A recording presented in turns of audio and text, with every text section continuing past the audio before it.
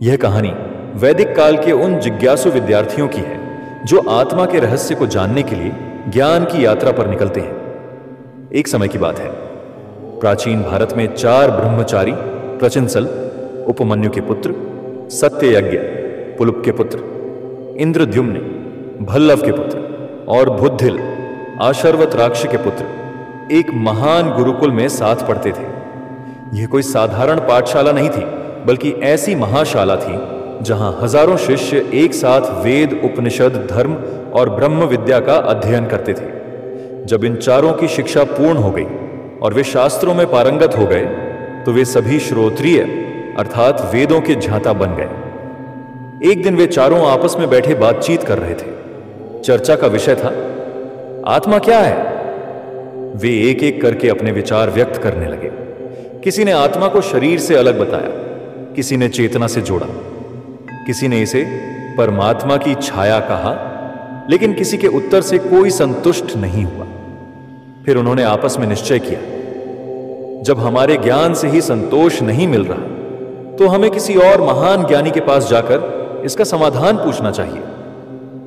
वे विचार करने लगे कि इस समय सबसे प्रसिद्ध और आत्मा विषय के ज्ञाता कौन है। तभी किसी ने कहा, अरुण के पुत्र उद्दालक आत्मा के विषय में विशेष रूप से प्रसिद्ध हैं। वे आत्मज्ञान के महान शिक्षक माने जाते हैं। तब सबने एक स्वर में कहा, हमें उद्दालक आशी के पास चलना चाहिए।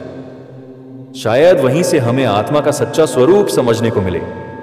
यहीं से उनकी आत्मा की खोज की असली यात्रा आरंभ होती है। ऋषि उद्दालक का आश्रम शांत था।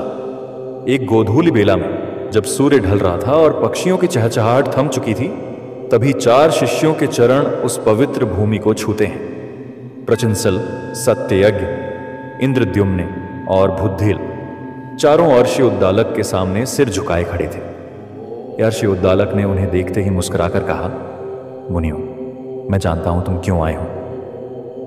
उनकी वाणी में कोई आश्चर्य नहीं था, बल्कि एक शांति, एक गहराई थी, जैसे वे पहले से ही इस आगमन की प्रतीक्षा कर रहे हो। तुम आत्मा के स्वरूप को जानने आए हो। चारों शिष्य चकित रह गए। प्रचिंसल ने धीरे से कहा, गुरुवर, यह सच है, हमने बहुत कुछ सीखा है, पर आत्मा का रहस्य अब भी अधूरा है। हम आपसे प्रकाश की अपेक्षा लेकर आए हैं। उद्दालक ने क्षण भर आंखें मूंदी, फिर अत्यंत शांत और विनम्र स्वर में बोले, हे मुनियों, तुम मेरी दृष्टि में अत्यंत योग्य और पवित्र खोज में निकले हो, पर एक सत्य मैं तुमसे साझा करना चाहता हूं। मैं स्वयं अभी आत्मज्ञान में पूर्णतया पारंगत नहीं हूं। चारों शिष्य स्तब्ध रह गए। ये कैसे हो सकता था? उद्दालक जैसे महान ज्ञानी, और वे कह रहे हैं कि वे पूर्ण नहीं है। उद्दालक बोले, ज्ञान केवल जानने से नहीं आता, वह अनुभव से प्रकट होता है, और इस अनुभव में मैं अभी भी एक यात्री हूं। उन्होंने गहरी सांस ली और फिर आगे कहा, पर मैं तुम्हें व्यर्थ लौटाना नहीं चाहता। इस समय पृथ्वी पर यदि कोई आत्मा के स्वरूप को मुझसे अधिक जानता है तो वे हैं कैकेयी के पुत्र राजा अश्वपति। वे आत्मा के सच्चे ज्ञानी हैं। वे राजा हैं, पर उनका जीवन एक तपस्वी की भांति है।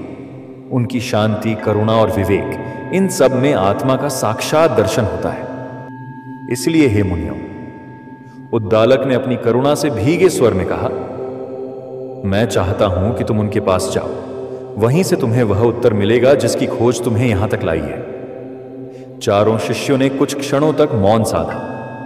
अब उनके भीतर उद्दालक के प्रति श्रद्धा और भी बढ़ गई थी। यह विनम्रता ही तो सच्चे ज्ञानी की पहचान होती है। जहां मैं जानता हूं से अधिक बड़ा होता है मैं जानने के लिए विनम्र हूं। उन्होंने चरण स्पर्श कर कहा, गुरुदेव, आपने हमें आज न केवल मार्ग दिखाया, बल्कि यह भी सिखाया कि ज्ञान का सबसे ऊंचा स्वर विनम्रता होता है।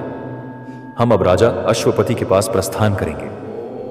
ऋषि उद्दालक ने आशीर्वाद देते हुए कहा, जाओ, तुम्हारा मार्ग उज्जवल हो। आत्मा की खोज तुम्हें स्वयं के वास्तविक स्वरूप तक पहुंचा दे, यही मेरी कामना है। और फिर चारों शिष्य एक बार फिर यात्रा पर निकले। इस बार एक ज्ञानी राजा के पास, जिनके सिंहासन से अधिक प्रकाश उनके भीतर के आत्मज्ञान में था। चारों शिष्य प्रचिंसल, सत्ययज्ञ, इंद्रद्युम्न और बुद्धिल अर्षि उद्दालक से आशीर्वाद लेकर राजा अश्वपति की राजधानी केकय की ओर चल पड़े। रास्ता लंबा था, पर अब उनके मन में कोई भ्रम नहीं था। वे जान चुके थे कि उनका लक्ष्य अब निकट है। अंततः वे एक भव्य परंतु शांत महल के द्वार पर पहुंचे। वहां शस्त्र नहीं थे, न जयकार की गूंज, केवल ध्यान, अनुशासन और सेवा का वातावरण था। यह कोई साधारण राजमहल नहीं था, यह एक ज्ञानी का निवास था। जब वे सभा में पहुंचे, राजा अश्वपति सिंहासन पर बैठे थे। उनका मुख तेजस्वी था, पर नेत्रों में अपूर्व करुणा और स्थिरता थी, जैसे वर्षों की साधना वहां मौन बैठी हो। चारों ने विनम्रता पूर्वक प्रणाम किया। प्रचिंसल ने कहा, हे राजा, हम महाशाला के शिष्य हैं, वेद पढ़े हैं, गुरुओं से शिक्षा ली है। आशु उद्दालक ने हमें आपकी ओर भेजा है, क्योंकि आपने आत्मा का बोध किया है। हम जानना चाहते हैं, आत्मा क्या है?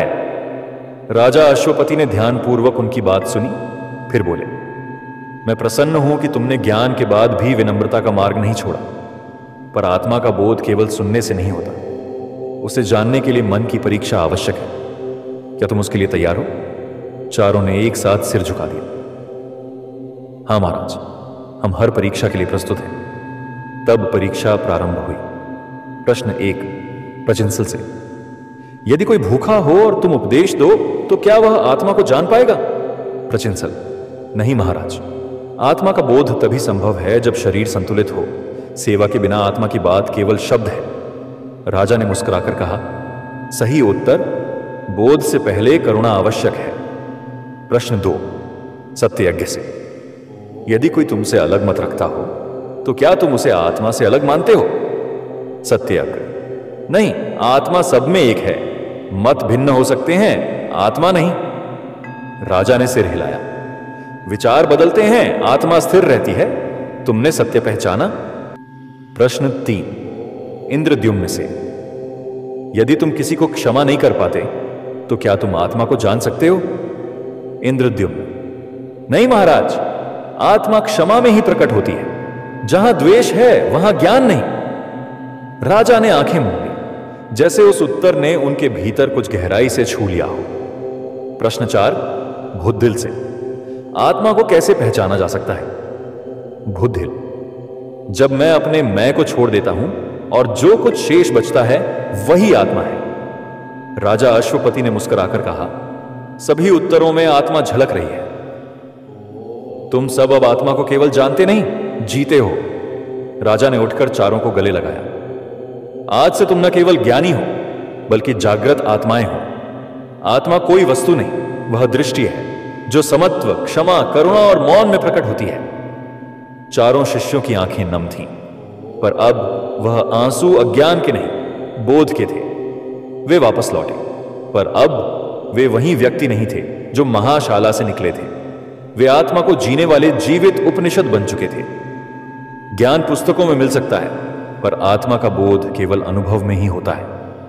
प्रश्न पूछना सरल है, उत्तर पाना कठिन, पर सबसे कठिन है उस उत्तर को जीना। चारों शिष्य चले थे उत्तर की खोज में और लौटे उत्तर बनकर। अब वे न केवल वेदों के विद्यार्थी थे, वे स्वयं एक जीवित वेद, एक चलती आत्मा, एक मौन उपनिषद बन चुके थे। आत्मा कहीं बाहर नहीं, वह भीतर है। जहां अहंकार शांत होता है वहीं आत्मा बोलती है।